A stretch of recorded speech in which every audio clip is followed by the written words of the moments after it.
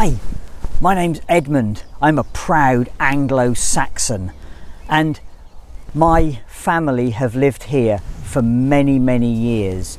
Our Anglo-Saxons, we've been living here for hundreds of years. We came over from countries that you might know as Denmark and Germany, came over the sea as settlers, peacefully. We've integrated into the society here. We've built a wonderful society which is fair and just and equitable for everybody. Now, the society, of course, has a structure to it, very important, but everyone knows their place and everyone is happy in their place. At the top of the tree, we have the king. The king is the most important person, chosen by God.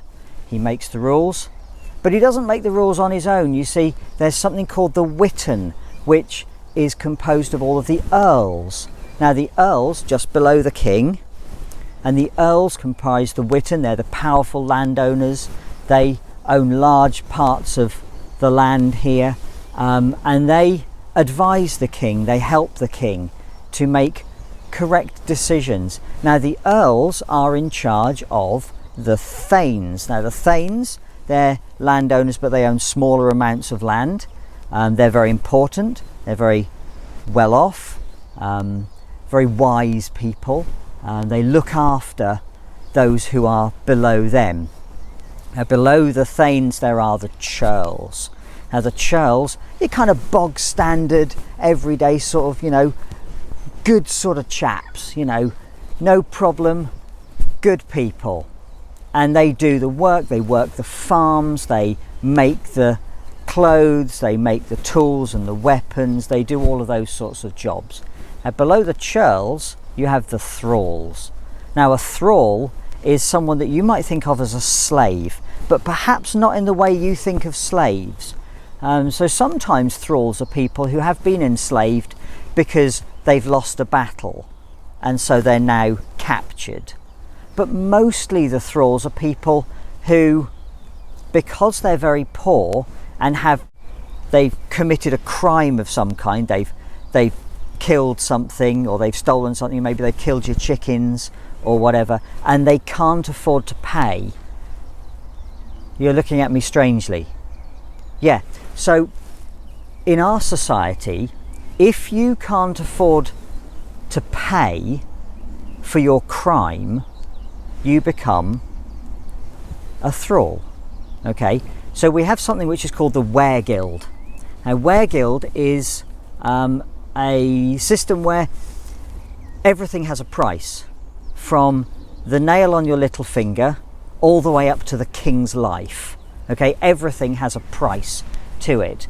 So if you break my arm, or if you kill my uncle, or if you kill the thane, there's a price, a cost attached to each of these things, and you have to pay it. You pay it to the victim of the crime.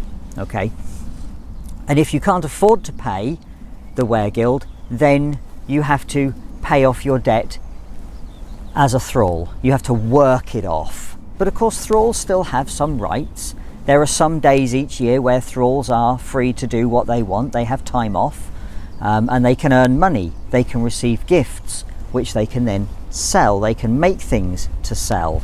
So thralls don't have it all bad. And then after your time's done, you're no longer a thrall. You move up to churl, and then you can move up to thane and earl if you're good enough. But maybe you will, and maybe you won't. So all of this is known as the Danelaw. Now, the Danelaw is the area of England which is to the east and the north, and it's an area ruled by the Danes, which is why it's called the Danelaw. So the Vikings originally came over from the north, and they raided and stole things and killed people, and then eventually they started to settle down. And as they settled down and they started to build villages and towns and things, and then their king fought with the Anglo-Saxon king, and there was an agreement that part of the land would be given up to the Danes and part of the land to the Anglo-Saxons. And so the bit given over to the Vikings was called the Danelaw. and that's this bit around that you can see here. So we had an idyllic society here. Everyone knew their place, everyone was happy. It worked, it just worked really, really well, no problems. And then 1066, Battle of Hastings, William of Normandy, there are less pleasant things he could be called, came across from Normandy and attacked our society, attacked us, and Harold, son of Godwin, was killed. The rightful king was killed at the Battle of Hastings. William cheated, and very soon after, the earls, many of the thanes lost their land. Pretty much only the churls and the thralls stayed in the situation that they were in, because you know, they were just working the land. They carried on working the land, except the fields that William salted. But of course, William has changed the forest laws. He's changed the laws of the land. So now he's taken land, but he hasn't just given it to other people and left everything the same. No, all of the forests he's claimed for himself, which means that I, as an Anglo-Saxon, am not allowed to go into the forests now and hunt and collect wood for myself without permission from the local Norman leader. Which means that if I'm poor and he doesn't like me, I get nothing, right? I get nothing at all.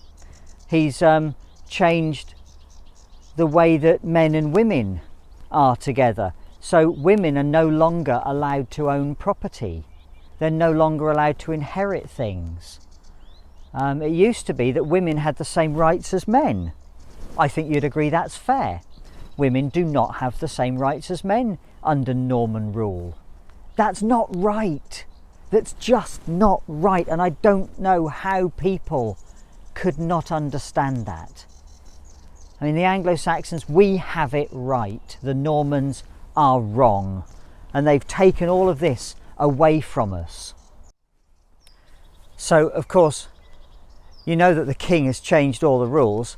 The thing is, the king now owns everything. He is absolute power.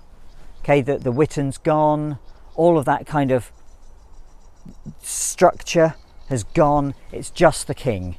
It's the king, and then he gives money and land to his barons. But there's this issue. So we used to have wereguild. So if I harmed you, I paid you. Now wereguild gone. So if you're an Anglo-Saxon and you hurt an Anglo-Saxon, the Normans don't care. Whatever. If someone kills your chicken and eats it, sorry mate, you lost your chicken. But if you harm a Norman, there, you got to pay for that. You're going to be charged. If you kill a Norman, there's something called the murderum fine. Okay, and they take money, but it's not. They just take it from you. They take money from the whole community. So if you kill a Norman, everyone has to pay for it. So you really have to think carefully, because everyone's going to be punished for this. And the money doesn't go to the family of the person who's harmed. No, the money goes to the king. Because any hurt to a Norman is a hurt to the king, so the king gets it all. So it's all going to the king now. He gets everything. So, you know, you kill someone, oh, all right then, I've got to pay, you Norman scum.